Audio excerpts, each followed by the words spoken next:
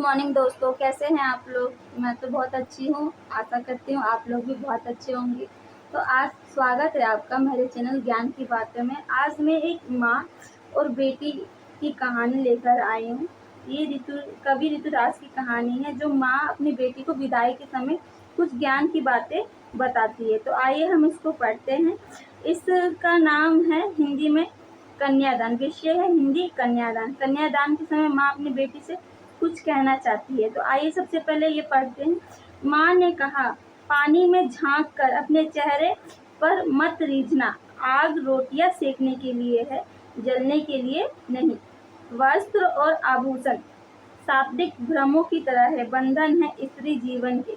माँ ने कहा, लड़की होना पर लड़की जैसी दिखाई मत देना। इसके शब्दार्थ है रीझना, मन ही मन प्रसन्न होना। आभूषण का मतलब है गहना। शाब्दिक मतलब शब्दों का अर्थ। भ्रम क्या है? एक प्रकार का धोखा है।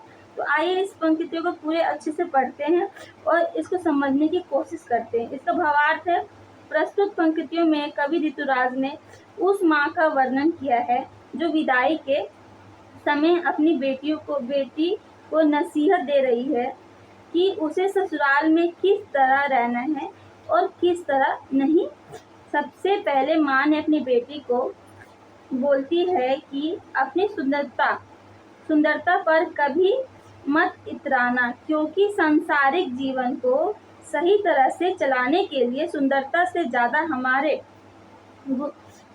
गुण काम आते हैं। फिर माँ ने अपनी बेटी को कहती है कि आग रोटियां पकाने के लिए होती है, ना कि जलने के लिए। अर्थात वह अपनी बेटी को यह कहना चाह रही है कि अपनी जिम्मेदारियों को अवश्य निभाना, परंतु किसी अत्याचार को मत सहना। उसके बाद माँ कहती है कि वस्त्र और आभूषण के मोह में कभी ना पड़ना। ये केवल एक बंधन है जिसमें कभी भी नहीं बंधना चाहिए। इसके चक्कर में बसा बसाया संसार भी उजड़ सकता है।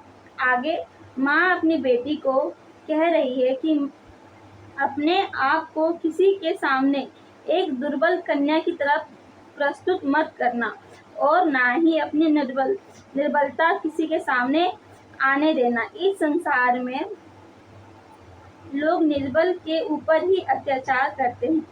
इसीलिए उन्होंने कहा है कि अपने भीतर नारी के सभी गुण बनाए रखना, लेकिन दूसरों के सामने खुद को कभी निर्बल और असहाय मत दिखाना। तो बताइए दोस्तों, मेरे ज्ञान की बातों में ये जो कविता है, एक माँ जो अपनी बेटी को विदाई के समय बता रही है और सलाह दे रही है कि तुम अपने जीवन में स्त्रीपन को अपनाना, लेकिन कभी दुर्बल मत बनना, किसी के अत्याचार को मत सहना। तो ये कविता कैसी लगी आपको? और इसमें कुछ क्वेश्चन दिए हुए हैं, तो आप इसको कमेंट में करके बताएगा देखिए, माँ ने अपनी बेटी को क्या क्या सीख दी। आपके विचार में माँ ने ऐसा क्यों कहा कि लड़की होना पर लड़की जैसी दिखाई मत देना। आपकी दृष्टि में माँ ने बेटी को सचेत करना क्यों जरूरी समझा होगा? सोच कर लिखिए। पद्यांश के आधार पर भाव स्पष्ट कीजिए। आग रोटियां सेकने के लिए, लेकिन जलने के लिए नहीं। गतिविधि कल्पना कीजिए, यदि आप लड़की की माँ होते तो विवाह के समय लड़की को आप क्या क्या सीख देते। तो बताइएगा दोस्तों, मेरा ये वीडियो कैसा लगा। और ये कविता मुझे बहुत ही अच्छी लगी है, जो माँ एक अपनी बेटी को विदाई करते हुए समझाती है और नसीहत देती है कि तुम अपनी सुंदरता पे कभी भी घमंड मत करना, क्योंकि हमारी सुंदरता तो कुछ समय के लिए ही होती है, लेकिन जो हमारे गुण होते हैं वो हमेशा काम आते हैं। और माँ दूसरी बात कहती है कि जो आग है वो रोटियां पकाने के लिए होती है, ना कि जलने के लिए। और माँ कहती है कि कभी भी गहनों का बंधन मत अपनाना, क्योंकि गहनों से बसा बसाया घर भी क्या होता है, उजड़ जाता है। फिर माँ अपनी बेटी को कहती है कि तुम कभी भी दुर्बल मत बनना, असहाय मत बनना, किसी के अत्याचार मत सहना, क्योंकि लोग दुर्बल पे ही क्या करते हैं, अत्याचार करते हैं।